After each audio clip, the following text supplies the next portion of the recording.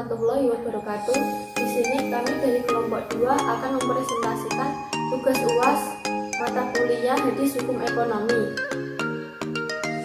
yang berjudul Hadis Etika Jual Beli dan Syarat-syarat Jual Beli, yang akan dipresentasikan oleh yang pertama yaitu Bila Horisawati, yang kedua yaitu saya sendiri Valina Anastasia, yang ketiga Muhammad Yusrul Hanan, dan yang keempat yaitu Syafiatun Habibah.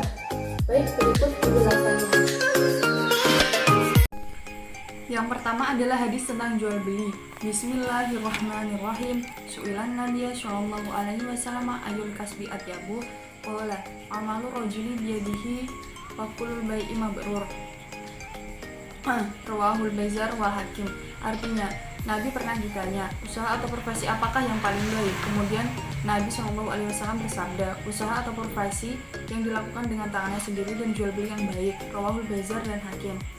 Selanjutnya adalah definisi jual beli.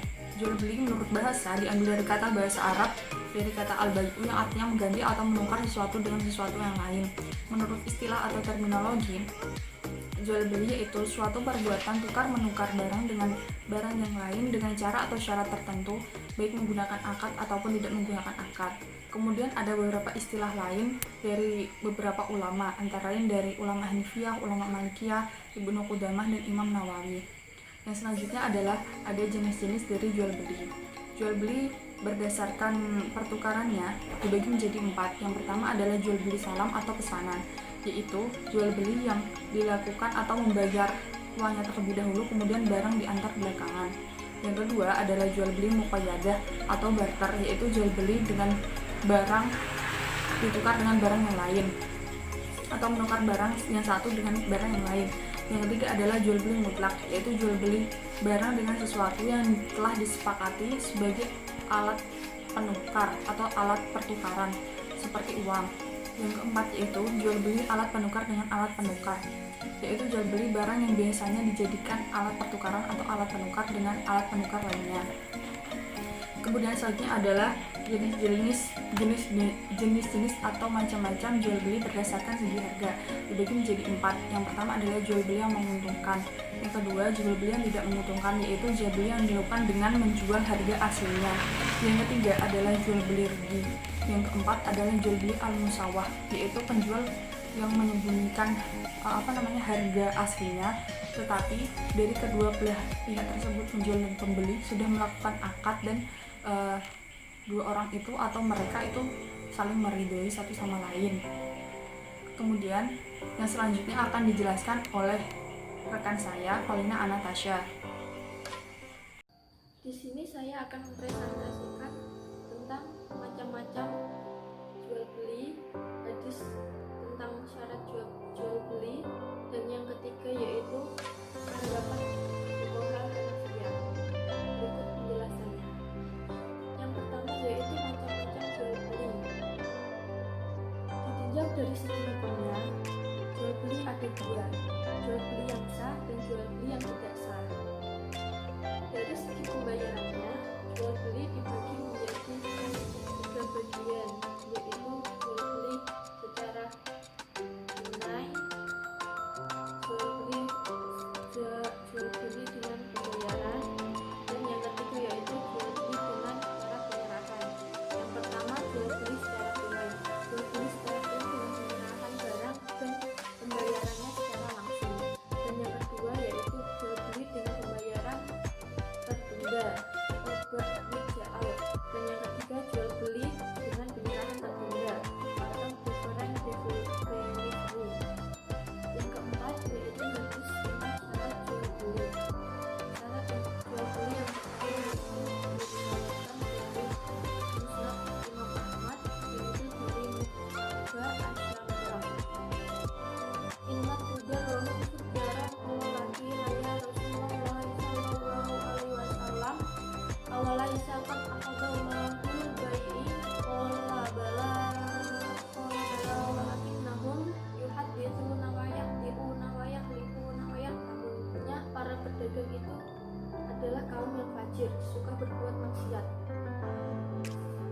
Dan para sahabat pun bertanya, Bukankah Allah telah menghalalkan praktik jual beli, wahai Rasulullah? Dan Rasul menjawab, benar. Maka para pedagang itu tatkala menjajakan barang dagangannya, mereka bercerita tentang dagangannya, kemudian berdusta. Mereka bersumpah palsu dan melakukan perbuatan-perbuatan yang keji. Hadis riwayat Musnad Ahmad dari Muqtada Al-Qawmi. Dan yang keenam, yaitu pendapat tentang fuqaha. Menurut para fuqaha Hanafiyah, terdapat 4 macam syarat khusus yang harus terpenuhi dalam jual beli, yaitu yang pertama, syarat infaq, yang kedua, syarat sifat, yang ketiga, syarat nafas, dan yang keempat, syarat luzum.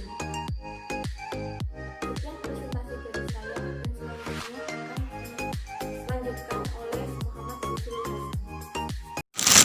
Selanjutnya adalah hadis tentang jual beli yang dilarang. An Abi Hurairah radhiyallahu anhu qala naha Rasulullah sallallahu alaihi wasallam ambail hasati wa ambail gharar, rawahu Muslim. Dari Abu Hurairah berkata, Rasulullah sallallahu alaihi wasallam melarang jual beli dengan hasah atau dengan melempar batu atau kerikil, dan jual beli dengan cara menipu. Hadis riwayat Muslim. Beberapa bentuk jual beli yang dilarang dalam Islam, yaitu yang pertama, jual beli terlarang karena objeknya merupakan barang terlarang juga.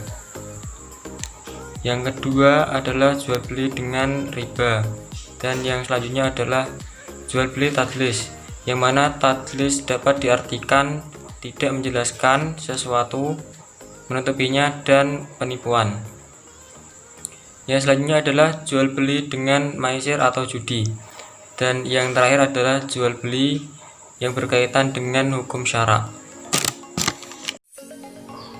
Baik, selanjutnya saya akan membahas tentang etika jual beli.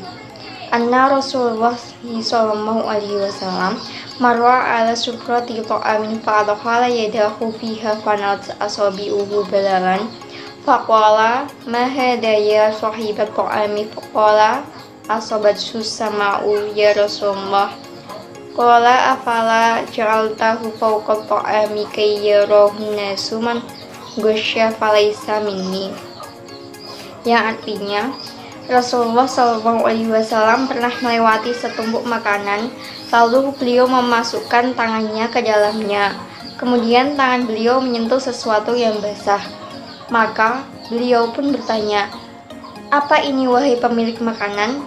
Dia menjawab, "Makanan tersebut terkena air hujan wahai Rasulullah."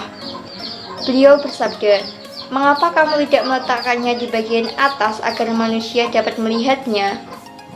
Barang siapa yang menipu, maka dia bukan dari golonganku." Hadis riwayat Muslim nomor 102. Hadis ini menjelaskan tentang seharusnya seorang mukmin menerangkan keadaan barang yang akan dijualnya, terlebih lagi apabila barang tersebut memiliki cacat ataupun aib. Penjelasan. Etika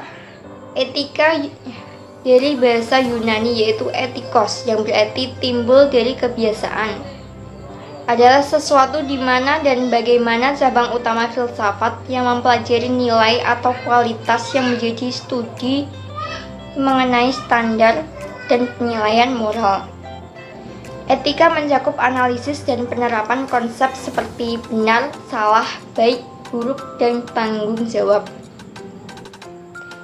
Islam sudah mengatur bagaimana cara beretika dalam jual beli dalam Quran dan Sunnah Rasulullah, karena pasti ada hikmah jual beli yang sudah Rasul ajarkan pada umatnya. Adapun etika yang harus ditaati dalam jual beli dalam Islam sebagai berikut. Yang pertama, jujur, terbuka, transparan. Yang kedua, menjual barang yang halal. Yang ketiga, menjual barang dengan kualitas yang baik.